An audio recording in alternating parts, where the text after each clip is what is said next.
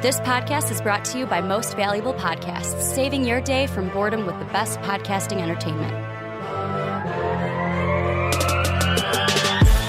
Hello and welcome to Superfans. This is the Chicago podcast where we talk, gush, complain, whine, bitch, and love our Chicago sports teams. I'm your fear-filled host, Dave Oster. Today, I'm joined by Ricky Widmer. What's up, guys? And Sean Anderson. Hello, dear. And we've got a great show for you today. Sean, you look like you want to say something there. No, is my mic on? It sounds weird. Yeah, they all sound weird. Right? Today. No, you guys sound fine. I sound Really? weird. No, Yeah. we all sound weird. That's how it's taken. Is your earlier. little logo? in Yeah, front? I'm Okay. sticking It right is. into it. Yeah, I don't know. I know Dave was how saying to he work the sounds mic, don't weird. worry. No, I know, but mine I did not realize was fucked up. I like that until you looked waited down. till we started recording to be like, Yeah, but it was my when mic sounds when weird. you guys were all talking normally. Yeah. Are And we now, like and now mono I'm or talking something? normally. I don't know. Perma? I don't think that would change anything. Okay. Yeah, Okay. I think so. I don't know. It just sounds weird. You set up the board, so if I- it's fucked I up, push blame Dave. buttons. I push and you buttons over here. Probably pushed them wrong. Way to go, Dave. I'm not supposed to be on this side of the table. That's why I'm the fear-filled host. Anyway, this is Chicago podcast. Let's get this back on track. Everyone's got to do it. Everyone's got to host. Come on. Nut up, Laurie Markkinen. Jesus Christ. He's nutting up. So today we are going to be talking about Laurie Markkinen nutting up, or He's not nutting up. maybe. And He's been nutting up. He's been nutting up. Now he's not gonna Now nut he's up. going to ride the bench, get healthy again, maybe. He's gonna D-nut.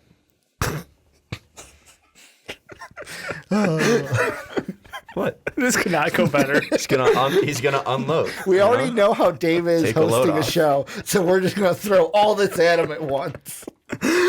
So we're going to talk Larry Markkinen, his injury. We're going to talk the Sox 2020 roster, and then we're going to wrap things up with our call-in patron, Sam, talking about the Chicago Bears and their draft prospects. They're going to be looking at who are we going after, who do we got to draft, how can we fix this awful team. But we're going to get started with the White Sox today. Let's go positive, guys. This is a team on the up and up. We've made numerous moves this offseason, landed some good names, maybe not the names of the offseason, but I feel like we've added a lot of great pieces to this team. And it's come out that we're pretty much locked in going into spring training. We're going to get this team together, and that's it. We're going to see how it plays out. Sean, I know you've been the guy most in tap with the Chicago White Sox, all the moves they've been making. What do you think that, I guess this symbolizes that he's confident moving forward, saying this is our group we're going to head into the season with? Well, I think one thing, I mean, if you're not satisfied with the moves the Chicago White Sox made, I think you had way too high of expectations. At least for me, this is an absolute, at least at worst, an A- offseason. Yeah. I'm extremely happy with what the White Sox did. You know, I don't love every single move that they made, but they did address every position of need. I don't love Nomar Mazara in right field, but they addressed their need in right field, and they think that they can develop him and turn him into a very good power-hitting right fielder. So Right. I'm interested to see how they can develop him, and if they want to take some shots like that, they're more than willing to. But they went out and got Yasmani Grandal. They went out and got Dallas Keuchel. They went out and got Gio Gonzalez. They went out and made sure that Luis Robert was going to be here on opening day. I'm massively excited for that. I'm excited to see the growth that Yohan Moncada and Tim Anderson could possibly take, the growth that Michael Kopech can make when he's fully healthy and on this roster, the growth that Dylan Cease can make when he's fully on this roster and is here for a full year instead of coming up in August like he did last year. And I'm excited to see, too, what Lucas Giolito's true self is. Is he an ace like he showed last year? I'm massively excited for all that. And if you're not excited for White Sox baseball, you're likely a Cubs fan. Because I think really the big vibe around the White Sox this year is very positive. And you see that with the White Sox Fest that's going on right now being sold out. And the lines are massively long. So it's great to see for the White Sox. And I'm not upset that Rick Hahn came out and said that we're likely done with moves. He didn't say we are for sure done, but Likely. if they were done, I'm excited for this team. I think this team is fairly rounded out. We'll talk about lineups. We'll talk about rotations. We'll talk about bullpen. And we'll talk about likely the 26-man roster. But the only other move that I would expect them to make, and Rick Hahn talked about this yesterday, is he talked about Nick Madrigal. And it's really if he will be here opening day and if he will be your starting second baseman. And he said that he's checked off a lot of things, but he hasn't checked off everything. But he can check off those things in spring training. So if Nick Madrigal comes out, has a great spring training, then we might have second base solved. So I'm super excited for that prospect. I'm excited for the idea of this White Sox team. And it seems like this team is finally in phase 2 of the rebuild. And that's what Rick Hahn said today on 670 The Score, was that we're out of phase one of getting all the pieces together. We're now in phase two, and phase two could end this year by getting into phase three. Phase three is winning championships. Now we got to get into the winning part. We have to get into the winning divisions, the winning playoff series. We have to start progressing this further, but we think we are now in that roster spot to where this is the first year of the roster finally being somewhat set to be on that championship track. And for that, I'm extremely excited to see the White Sox in 2020. No, I like that you brought up like the phases, because this was a team that basically had struggled in the mid-range for the early teens. And they've pulled the trigger on a couple of big moves, getting that whole minor leagues replenished with top prospects. And I think they've done a good job of not going too quick on things. They've made smart moves to set ourselves up. And like you said, this offseason has been a green light on getting the right pieces in, hopefully. And I honestly didn't know the Madrigal thing, but I like the challenge that they kind of tossed out there to him. That's interesting, and we'll see what he can do in spring training. Well, it's not only like is it exciting for fans because maybe we can watch spring training and see if he's going to do that. I also think it's a way for them too. I think that this is likely going to be fixed in the next CBA, but right now it's not fixed, and it's the whole service time thing. So Nick Madrigal likely thinks that he should be on the MLB roster, and I don't think he's wrong in thinking that. He's fantastic at making contact. He's already a good fielder. So what else do you want? From him. You didn't draft him to be a power hitter. He's not going to develop that trait overnight. I think it's mainly a way just to make sure that if he's not on the major league roster, they can just say that, he didn't mark all the boxes, and we'll hold him down for 2 weeks. Yeah. So I think it could just be a way to manipulate service time. I wouldn't rule that out. But I also wouldn't rule him out, being not fully ready just yet, because he was just drafted, not last year, but the year before. Didn't get a full year in spring training. Last year was his full year in spring training in AA and AAA ball. So I think he does probably need a little bit more time, but if he was called up, opening day, I wouldn't be upset. Nice. Ricky, I know you're not the Sox guy on the show, but what are your feelings on this team and where it's at right now? Well, the first thing I look at is when the whole thing about Rick Hahn saying, we're probably not going to be making much moves before opening day. I think about what other moves do you want the Sox to make? The only two things I think that you could say, and I'm using air quotes, missed out on this offseason was maybe someone to lock down second base if you don't think Madrigal's the guy. But now it's you can, in spring training, if he is going to be then on the major league roster, he can have this entire year to kind of show you what he's got. And then left-handed pitching. And I look at next year as let's say second base is not locked down. When you say left-handed pitching, what are you talking about? Starting pitching. Well, a left-handed, because they were looking at... They got Giolito and Keuchel. Those both are left-handed. Yeah, but I mean, one of the big names that we were saying, I know maybe it was just Sam in our Discord, but with Ryu, that was one of the free agents they were looking at. And even if righty-lefty, let's say you're going either or... Keuchel is a righty, I think. There's going to be pitching next year and infielders. Some of the free agents that I've brought up that... It's not for sure that they hit the market. Their teams may re-sign them. Didi Gregorius to me is one where it's you don't know what the Phillies are going to do. Keuchel's lefty. He just signed with the Phillies. Because Spotrac says he's up at the end of the year. Yeah, but he is. That's for this year. No, yeah, I'm talking about for next year free agency. Oh, okay. I'm talking about you didn't get the guy this year.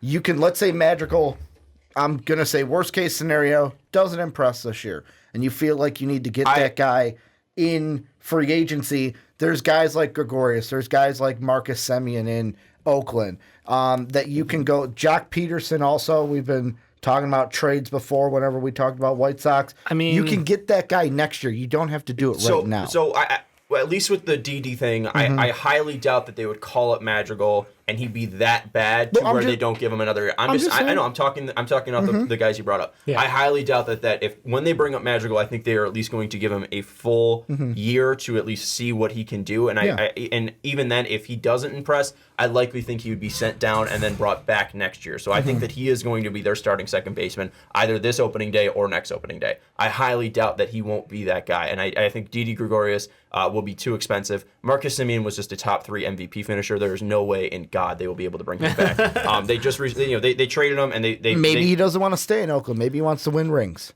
Maybe, but I think he also won't be missing his paycheck. This is a guy that he's going to very cash in. recently. Like the guy I pulled up that falls into that I didn't even mention his name. Yeah.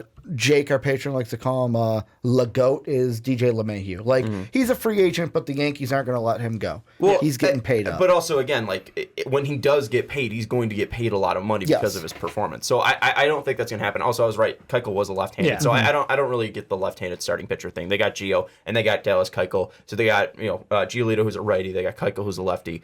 They got Cease, who's a righty. They got Kopech, who's a righty. They got Ronaldo Lopez, who's a righty, and then Giolito, who's a lefty.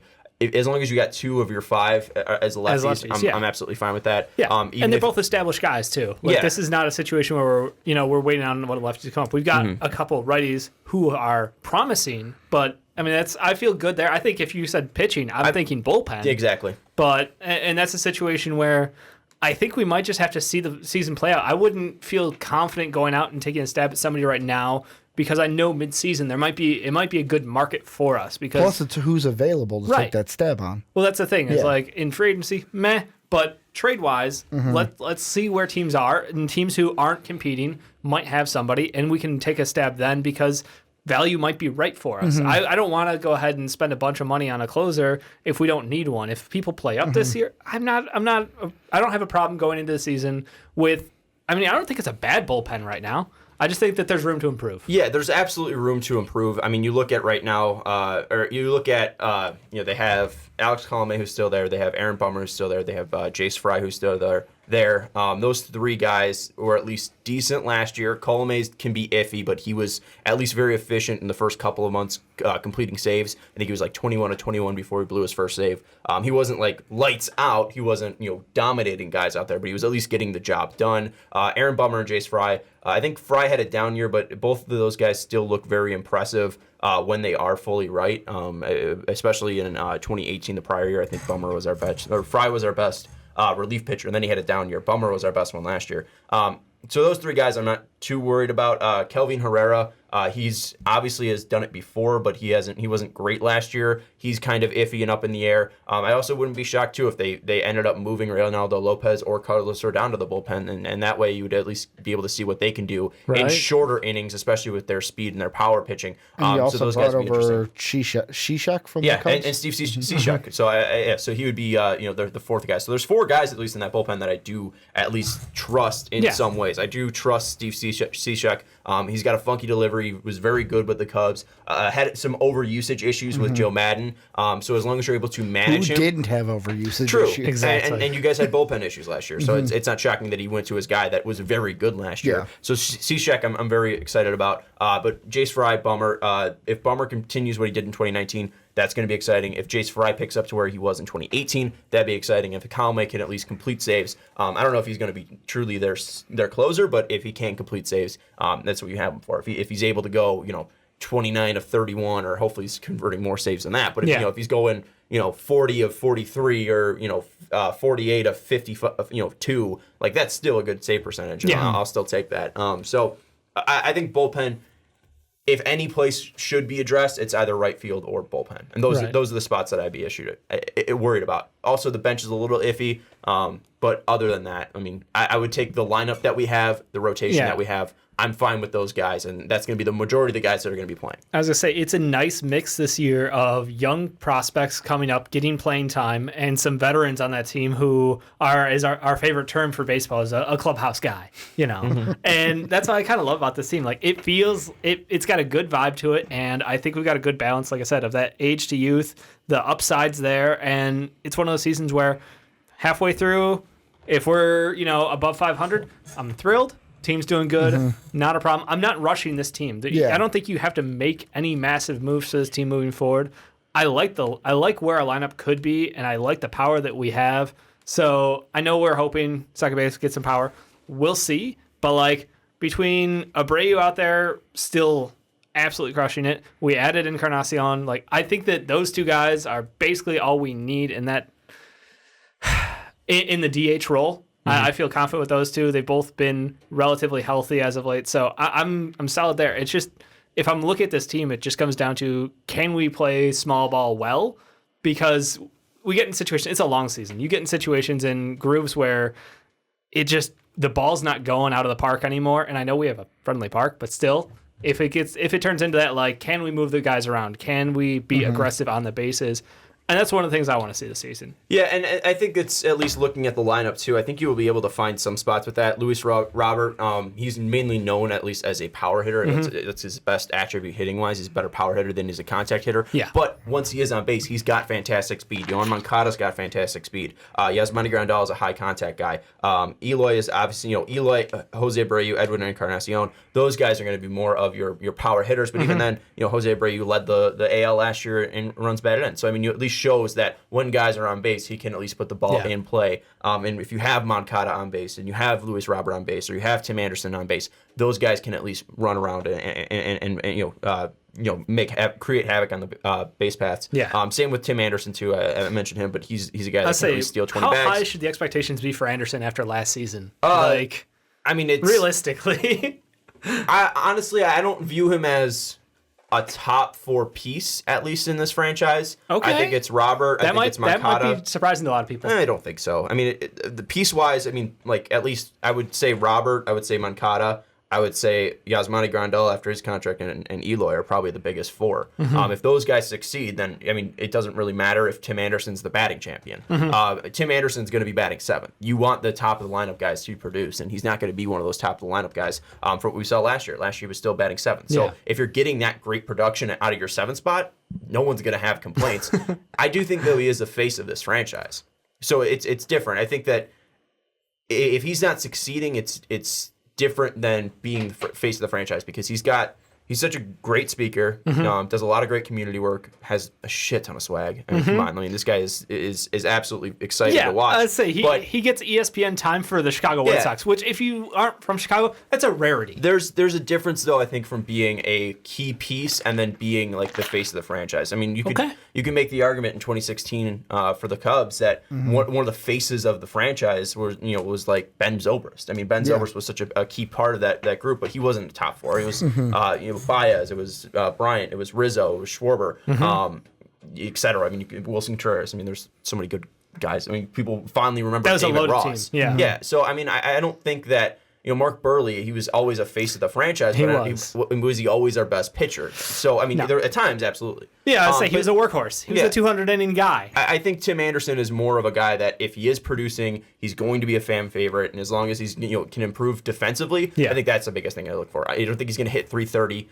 He's not going to hit his OBP, I think, again, but he at least will, if he's able to improve as a fielder, that's going to be the biggest growth for me. So if he's able to bat 289, hit 20 dingers, steal 20 bags, and improve his defense, that's a win for me. Okay.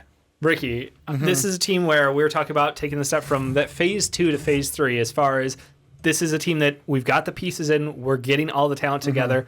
How well can we compete this year? Can we go? I know we've talked with Sam, our patron, we'll talk to him later, different topic, but we've talked about should this team be looking at playoffs or is the expectation reasonably just a notch above last year? We were a 72, 73 win team last year. 72 wins. If we hit 80, if we hit 85, are we happy? Do you think that this team is on track for just that, or do you think it is playoff? I'm glad you shot me this question because I was actually thinking about it while Sean was talking. As he's talking about the team and everything, to where I almost feel like, and I'm going to compare the Southsiders to the Northsiders. That's fine. Where this could be a interesting year for Rick Renteria because I feel like the White Sox, to me, the ceiling is wild card. I think they have the possibility to be a wild card team at the highest because, like I was talking to Brandon on Fully Loaded, the Tigers aren't going to be competing. The Royals aren't going to be competing. The Twins, I expect them to be maybe not 101 wins, but still around where they were at. I don't expect them to drop to like a 70-win team next year. The Indians are the question mark. They're ones that have kind of sold a little bit. They're in Francisco Lindor trade talks. Blue Jays just called this week and was like, hey, what's the asking price for him? They're a team that could slide. Right. And if they slide, the White Sox then could be the team that if they hit a roll, baseball's a long season.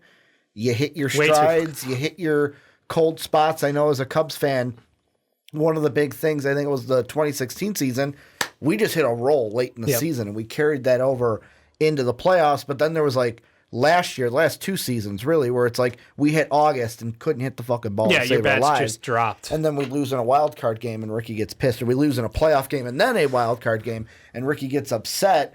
Now, quick question. I just wanted to say this. Sure. To finish on the Renteria thing. Sure. This could be an interesting year for Renteria because let's say the White Sox are like an 80-win team but miss the playoffs. Mm-hmm. This could be a year where, depending on how the team looks, this could be a 2014, 2015 situation that the Cubs were in where, and of course, I don't expect a big manager to get fired but like if the White Sox feel, hey, this group did well, what's going to bring us to that next level, and they feel like a different manager out there can, I wouldn't be surprised if 2014, 2015 happens again, but on the South Side, and then with that new manager, it's got to be someone like a Joe Madden level that they come in and they just catalyst this team to where their true potential could be. Absolutely disagree with you. I do think that Rick Renteria is likely, if we can draw comparisons, I think he's going to be a Brett Brown type. I don't think that they're going to move on from him. I think that he is their guy. It seems like every single year they go out and publicly back him. I think the players do like Rick Renteria. I think that he does at least connect with these guys on a level. I think his Hispanic background is huge for these players, especially with a large majority of them being, Cuban or of Dominican heritage. I do think that Rick Renteria's ability as a former player, his ability to speak 2 languages, his ability to connect with these players does resonate through the locker room. And I do not think that if this team wins 80 games, I think White Sox fans will be a little bit disappointed, but they still improved, and I think that's what we're looking for. So as long as you're seeing game-to-game improvement, you're just seeing, like, if the reason we didn't win enough games is, we were just young enough, or our bullpen wasn't good enough, those are fixable problems. If it comes down to, he's using the wrong people, or he's batting the wrong people in the same spots, then maybe, but I don't think that is going to be something that happens because I think he's getting a lot of input, especially from the front office, on what to be doing. I think there was a reason Tim Anderson was batting 7th, and I don't really know if it was fully Rick Renteria. He did publicly come out and say, I don't give a shit if he should be batting 2nd. I think he said, I don't give a shit about sabermetrics, which was fantastic. That is great to hear. I disagree with him. I think that they're very important, but it's also funny when old men swear, especially managers who shouldn't. I don't think that Rick Renteria will be fired, especially if they have a disappointing season. If they win 60 games, then yes, he'll be fired. But if they win 80 games, I think Rick Renteria will still be sticking around, even if there's a big fish free agent. And I want to make it clear, I'm not like calling for Renteria's head, but I could see this. This is a very important season for the White Sox because to me, and maybe this is me also, when it was with the Cubs, I wasn't really a Renteria guy. It was kind of like, well, okay, Renteria's our manager, but he never seemed to me as the guy to bring us to that next level. I didn't see us going anywhere with Rick Renteria. And if the White Sox, it all depends on how this season goes, because do you want to be that team that catches lightning in a bottle, or do you want to say, hey, well, this is a good season, we're going to keep our guy, and then look back on it and go, man, if we would have, this guy was available to be our manager, man, we would have won a World Series if he was our manager. I don't think that managers have that big of an impact on games. So I don't think that matters. Maybe if Joe Madden's coaching or managing this team, you get 3 more wins. Like, I don't think it's that much of a difference. It's totally situational. AJ Hinch is out there. Cora's out there. AJ Hinch. I don't want AJ Hinch because the reason he was winning is because he was implementing cheating things. Alex Cora was the mastermind of those cheating things. They've got that whole thing they got to settle with that. But like, what does AJ Hinch bring and Alex Cora bring that Rick Renteria don't? Now you're gonna say the cheating thing is why they won, but I want to know what they did. They were aided by cheating. So what do they bring outside of what they brought at least to the Red Sox and Astros from stealing signs? What do they bring that Rick Renteria doesn't? So I'm not saying the White Sox should hire AJ Hinch or Alex Cora, because you're right. Like the you're cheating saying that there is a big free agent name out there. They are big free agents. And I'm saying it's a big what if. If there is a name like that, a coach or a manager, I should say, that has that World Series, that playoff type experience, I could see the White Sox, if the team this year plays well enough, but it's one of those things where it's like, okay, can we make the next step with Rick, or should we get this guy who has playoff experience like a Joe Madden Cubs situation? I'm not saying it's going to happen, but if it does, I wouldn't be surprised. How do you know that Rick Renteria cannot be a useful manager in the playoffs if he's never been there? And he's been a part of 2 teams that have come out and said, we are rebuilding. Yep. He was on the rebuilding Cubs. He was on the rebuilding White Sox. I don't think he's ever truly gotten a fair shot, and this is going to be his first year with that. If this team wins 84 games, or I think 80 to 84 games, absolutely Kingy and no Chad dropped doubt. to 80 to 85 range. I think he's spot on. If he's in that 80 to 84 range, then the over-under in Las Vegas is 84 right now. Yep. If he's in that 80 to 84 range, he's absolutely keeping his job. If he goes over, they probably extend him. Yep. Right? And if he's under that, then we'd possibly talk about, maybe Ricky's not right for this team, but I don't think that is going to be a situation. He did seem that, he's even starting to grow a little bit. He said that he's not going to put his guys in situations where we're going to waste outs. That was the biggest thing that with White Sox fans last year, that he was consistently wasting out. He was calling for bunts. And obviously we know now that bunts are just giving outs to the other team. And that was the biggest issue that I had for him. And he's now coming out and saying that he's not going to waste outs like he did last year. And I truly don't blame him now, especially because he's got a great lineup. So why would he want to waste outs when you have a guy that, if you have Edwin Encarnacion batting 6, I'm going to have Edwin Encarnacion fucking swing the bat and not bunt. So, I mean, that's the thing with that. I don't think Rick Renteria is at least, in danger here, but we can talk a little bit about the lineups and rotation to end this out. Yeah, I completely agree. As far as everything is concerned, rotation-wise, I do believe we've got a good balance back and forth between righty-lefty. I want to pinpoint one thing, though. Like, who's the guy out of the rotation right now? Do you think this year will be solid, but next year he's going to take off when we are competing really for that playoff spot? I know it's a good question. It's a forward projection, but because we got a couple young guys and it's a couple. Dylan Cease. You think it's Cease? Cease would be in that situation. He would be the guy. Like, part of me wants to say Giolito, but part of me feels like Giolito had his breakout season last year. I don't think that's Giolito at least. So if at least the way I took that, you're saying that this guy's going to take a jump. Yes. If Giolito takes a jump, in my mind, he's a Cy Young winner. Yeah. That's and that's why I don't think it's someone like Giolito, but like Dylan Cease or. I mean, part of me wanted to say Kopech, but that's it. I lean towards Dylan Cease. Kopech's got the arm. And you just want it, right? Former number 1 prospect. He's got the arm. He's got the slider. He's got the pitch mix, right? It's just staying healthy. And now this week he's been doing more interviews coming out. Obviously, with Sox Fest coming out, they want to promote this. They want to get their guys out there. And holy shit, the way he's talking. He seems like he's such a level-headed kid for 23 years old, and I'm calling him kid, although he's a year older than me. He seems so level-headed. He seems like he's got his head on the right track. Yeah. And I think if he is healthy, I am truly just excited to see what he can do. Because you can't teach hitting 100, right? You can't teach what he's done. And when he was pitching out there, he did look like he had the ability to get guys off balance. It just his season ended too early. Cease I'm a little concerned about because it just seemed like his fastball doesn't have life and movement, and I don't know if his curveball is great, and his curveball is his best pitch in the minor league. So it didn't seem like major league hitters were biting on that. Cease, I think he needs a lot of work. Reynaldo Lopez wasn't consistently throwing his pitches with the same grip, and that's why he was getting rocked and hammered. So those two guys I'm a little iffy on.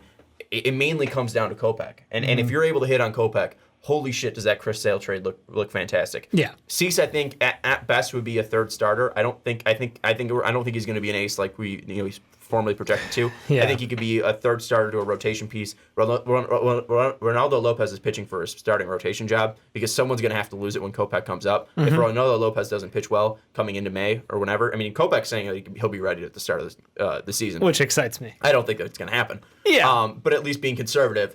Come May, they're going to see what Reynaldo Lopez can do, and if Reynaldo isn't performing, I think he can possibly lose his spot. I think they'll probably give Cease a little bit more of a run there. But I also wouldn't be shocked if they send Cease down if he's not performing up to his task. But I think that to start off the season, we'll probably see Giolito. We'll probably see Keuchel as our 1-2. Then we'll see Reynaldo Lopez. They want to give him as much starts as possible to see what he truly can be. And at times, I mean, he's a guy that struck out 15 last year in a game. He's a guy that had a 3.91 ERA the year prior. So he's still got stuff in him. It's just he needs to be more consistent. So I think they want to give him as many starts as possible to at least get consistent. Because if he's not consistent, then we could pot in Kopech. 4, you'd have Giolito, and then 5, you'd have Cease, because they're going to obviously work him up. They know that he's not going to be a guy. Say it one more time in order without the commentary. It's Giolito, Keuchel, Reynaldo Lopez, and this is starting opening day. Gio Gonzalez and Dylan Cease. Okay. I like that. Ricky, do you have any? I got one question. Sure. And I just want to throw this out. This goes back to the Hahn comment of the team is probably done making moves. Yep. And it's only because I pull up an article on MLB.com and the White Sox are listed as the 4th team on best fits for this player. You mentioned right field being a position you want.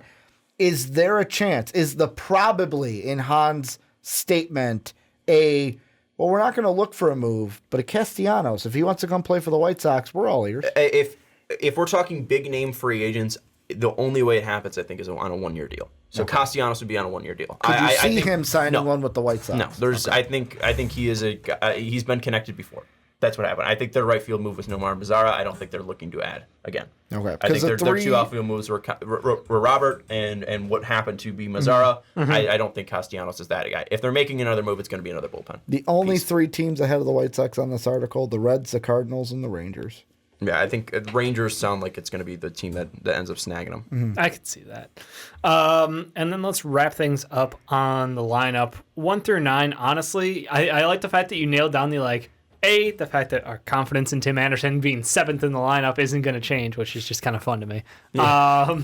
But we've got a good chunk of power hitting behind Robert and Encarnacion and why can't I never remember? Eloy. Oh, Eloy, yeah. I'm off with names. It's never going to get better. But yeah, so we've got good power, and then how are we going to layer that into this 1 through 9 setup here? So what I have is 1, Luis Robert. I know some people have been saying that Yasmani Grandal is a leadoff hitter, just mainly because he gets on base. Yeah. I don't think that is going to be a thing. I think Robert's ability to have his dangerous speed out there, I think you have to try it out. I like him at 2. No, absolutely not. I mean, you put your best batter at 2, and that's Yohan Moncada. Yohan Moncada absolutely deserves and earned that spot last year. Okay. That's where he was killing it last year with his switch hit ability too. That just gives your ability to go righty, lefty, righty when you're going up against a righty. Kind of like how the Cubs put Chris Bryant at 2 for a while. And Moncada proved and Chris Bryant didn't like that. Where Moncada absolutely thrived in that position batting too. So Moncada is absolutely our 2-hitter. I don't think you move Abreu out of the 3 spot. Yeah, so he's at least 2 and 3, 2, 3, and 7 are locked down. Yeah. Right? And it's just filling out everybody else. So I think Robert deserves a shot with his speed, having him on base.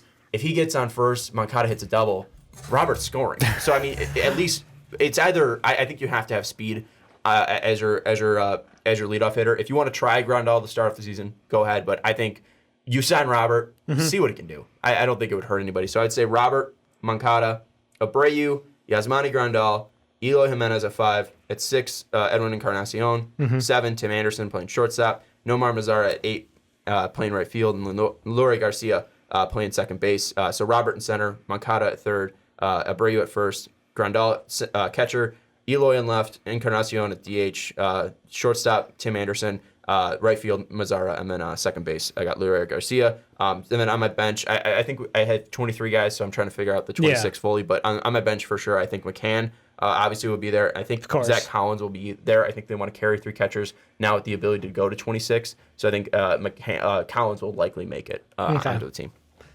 Question: do you see it just an easy plug and play if Madrigal comes up to play second base, or do you think that that'll change things up in the lineup? I think that if he's called up, I would likely think that he's their starter, and they would just move Leury, who can play outfield and second base, just to the bench. So I think that he would be plug and play, and I don't think they would move him out of that spot 9? As well. Yeah. He would stick in that 9 hole. Okay. Unless they want to try him at leadoff. Because you said he is a good contact hitter. The power's not necessarily there all the time. So, but I also think too that Having 9-1 is not a bad. Robert has speed. Yeah. So Robert has the best speed on the team. Yeah. So I don't think it would be stupid to go away from him, especially if he's a guy that can draw 50 to 70 walks this year. I don't know if that's possible. Because but he's done it before in the minor league, so I don't want to cap this guy's ability. Right. At the same time, like that's hella like plate vision at that point. Like I don't know. I mean that's a lot of control, and I don't know that. Yeah. Okay. I was off on his walk numbers. He was he had 376 OBP last year in the minor leagues. That's Robert. Drew 11 walks in Charlotte and 223 plate appearances, but over 551 he drew 30 or 28 last year. So yeah, and his highest ever was in the Cuban League when he drew 38 as a 18-year-old. Yeah, I mean he's not someone who's never gonna walk, but I just see him wanting to get the bat on ball as often as possible. It's rare that he. Yeah, I mean you see with Moncada, people always say like he's never going to bat the way he does. He's got an extremely inflated batting average and balls in play. Right, but those get inflated by either luck or you're hitting the shit out of the ball. And Moncada for his can case, do that. Robert can do that. Yeah. So, I mean, if you see an inflated BABIP from a guy like Luis Robert, if he's getting on, especially if you see it over a full year, I don't think you should be concerned about it because he's a guy that can hit the shit out of the ball. So that just means that he's finding gaps. He's hitting the ball hard. Down through the middle, up the middle. He's just finding holes, and he's just making great contact. And he's obviously putting power behind that contact as well. So, I mean, throughout his minor league career, he's had an OBP of 381. In his foreign years in Cuba, the 4 seasons, he had an OBP of 409. So if you're getting on base at a 380 level, you can be a leadoff hitter in the MLB. And with his speed, where last year he stole 36 bags, absolutely, I would love that guy as my leadoff hitter. No, I love especially it. Especially with the power that you do have. Eloy can't do that. Edwin Encarnacion can't do that. No. Jose Abreu can't do that. I think it's worth giving Robert a shot because we saw that Tim Anderson did really well in that 7th spot, and you have a batting title champion and a guy that can hit 20 bombs and steal 20 bags at 7. It's a great spot. So it gives and you you're looking at a potential 30-30 guy, and I like the answer of I'm not going to cap him. I'm not going to say he can't get 30 walks, 40 walks. Like that's not out of the realm of possibilities because this kid he looks like an absolute stud from everything I've seen from him. Ricky, I'm going to throw you the final question of this segment. Do you see any weaknesses in this lineup going into the season? I would say right now the biggest weakness is obviously if we're talking pitching, it's the bullpen. But like the biggest weakness for the actual lineup is the youth. How is this young team going to do? Because this is kind of like what I said earlier, where yes, I'm comparing it to like our youth of like we didn't expect Chris Bryant to fizzle out. Yeah. And I don't expect, like, you guys don't expect Robert to fizzle out, but it's what can this young team do? Is this team going to struggle like young guys, or are they going to catch fire this year so that next year White Sox fans can really, really, really be excited and fill that stadium? Yeah, I think for me, it's the fact that they are going to have so many great young talents on this team that the momentum's going to be there, that the energy will be high throughout the season. And that's what I'm hoping for, is just we carry that good momentum, good energy throughout the season. Try not to dip. It's a long season. 162 is too many fucking games. I'm a proponent of the season's too damn long. Sorry, that's my own personality. But Ricky, so you mentioned something during the show, and I wanted to say if anybody does like baseball content, where can they go to listen and watch baseball content? So we just started Fully Loaded, Brandon and I. Bi-weekly podcast started this past Wednesday, so the next one will be not next week, but the week after. But bi-weekly baseball podcast, Fully Loaded, YouTube right here on Twitch also. I think I got my 26-man roster, if I could throw that out there. I'll let you wrap up the segment on that, though. All right, so batting first, Luis Robert in center field. Batting second, Yohan Moncada playing third base. Batting third, Jose Abreu playing first base. 4, Yasmani Grandal behind the plate. 5, Eloy Jimenez playing left field. 6, Edwin Encarnacion playing DH. 7, Tim Anderson playing shortstop. 8, Nomar Mazara playing right field. 9, Luis Garcia playing second base. 10, James McCann, catcher / DH. Can also play first base. Zach Collins, first base, catcher, DH. That's 11. 12, Nicky Delmonico, right field, left fielder, left-handed bat as well.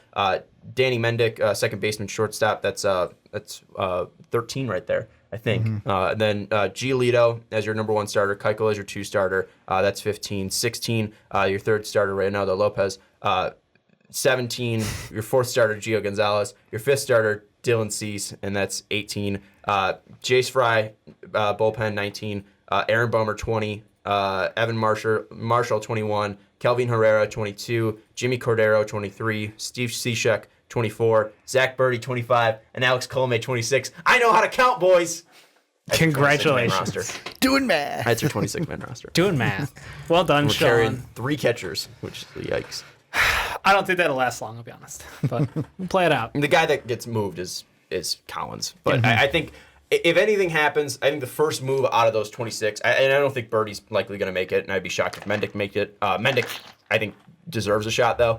You also need some flexibility, at least infielder-wise. But the Birdie one is most interesting. He's coming off a lot of injuries, but he's got a ton of potential. He just throws gas. So I'd be really excited to see him. There's a lot of hype around him coming back off his injury, so it'd be cool to see. All right, guys. That was a awesome top. I didn't even know we were going to go that long on the White Sox, but I loved it. I dug it. I hope you guys did too. And again, if you want more baseball content, check out Ricky and Brandon on Fully Loaded, coming to you bi-weekly. Real quick, too, I want to give a shout-out to our guy, Eric. Yep. Eric's Yes. back. I know. Friendly face. I know. I Old love face, seeing it. familiar place, whatever it is. It's good to see him. Nice. Shout out, Eric.